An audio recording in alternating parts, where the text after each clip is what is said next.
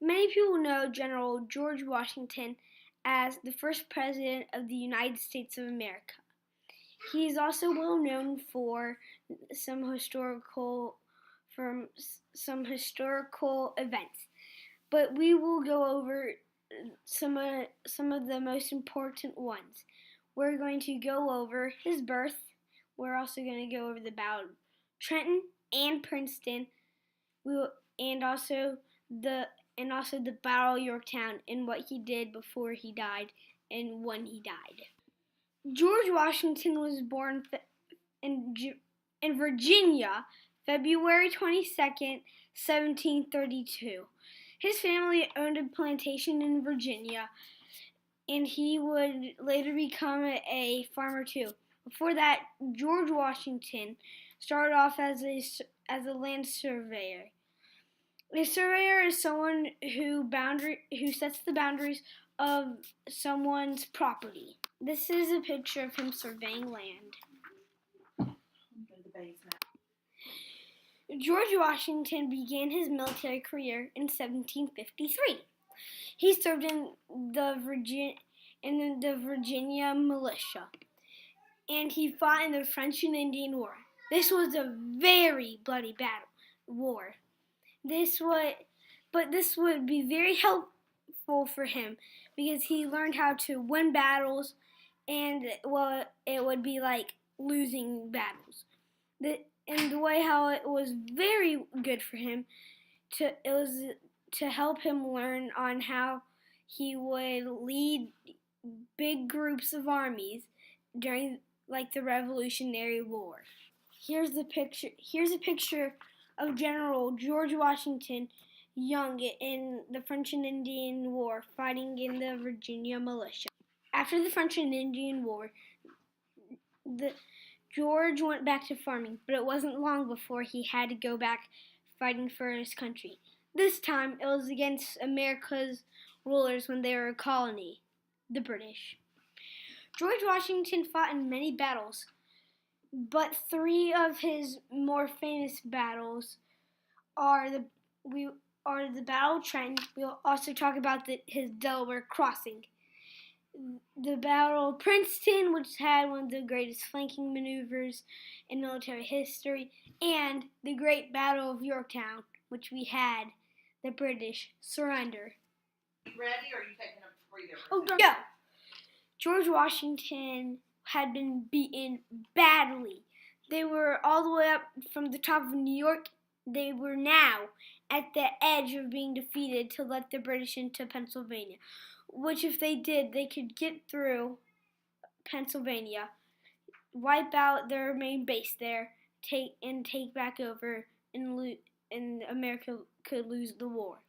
So General George Washington had to think something up stupendous. So he crossed the Delaware on December 25th, also known as Christmas Day, 1776. He was heading up to Trenton to take out the Hessians. If you're wondering, Hessians are German soldiers who are mercenaries. And a mercenary is someone who would kill someone for pay. They made up 1/3 of the British Army, and they were very, very highly skilled, trained, and they had guns. And the crossing of the Delaware was very harsh because of the icy waters that General George Washington had to go through. He had 2,400 men with 18 pieces of field artillery. Here's one of the most famous pictures in a magnificent painting, very well known, of him crossing the Delaware.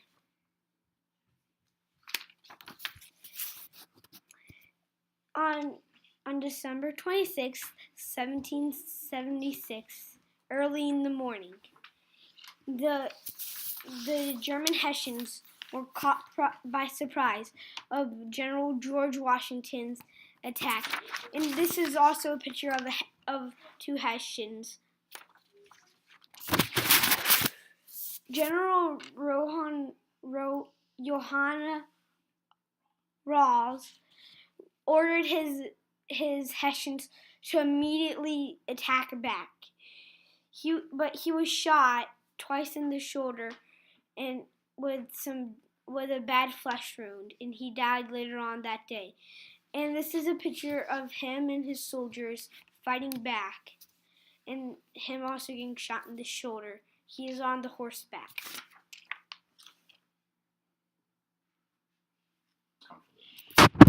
They destroyed Trenton.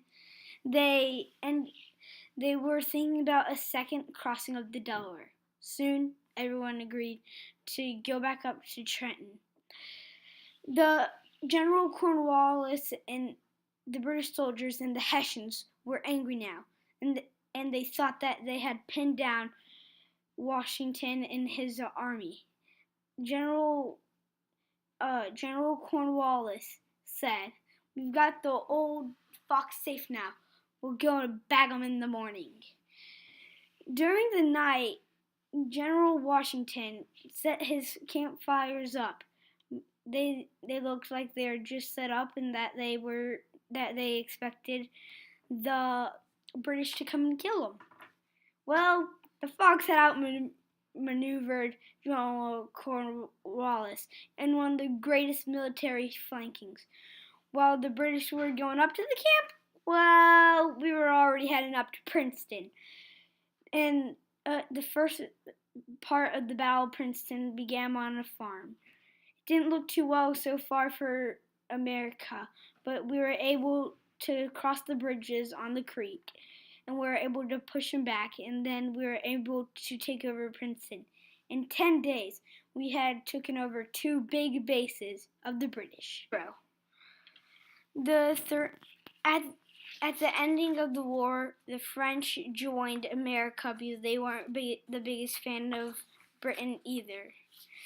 The third and final battle was the Battle of Yorktown, which was in Virginia. This battle lasted from September 29th to October 19th, 1781. Cornwallis was surrounded by the American troops and the French's navy.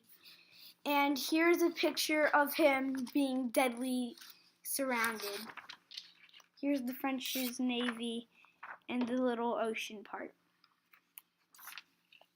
Therefore, he had nowhere to escape. So he surrendered. So Cornwallis surrendered his army and all of Britain to America, which America gained their independence. Here's a picture of General Cornwallis sending his lieutenants to General George Washington to admit their defeat. This was a great, huge victory for America. And really, Britain, you lost to your colony that you overruled with only 13 colonies. That is so embarrassing. Sad man, sad. I feel bad for you. Now,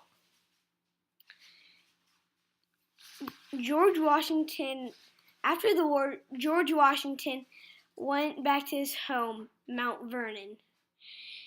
A few years later on, his country wanted him to become the President of the United States. He was elected twice from 1789 to 1797.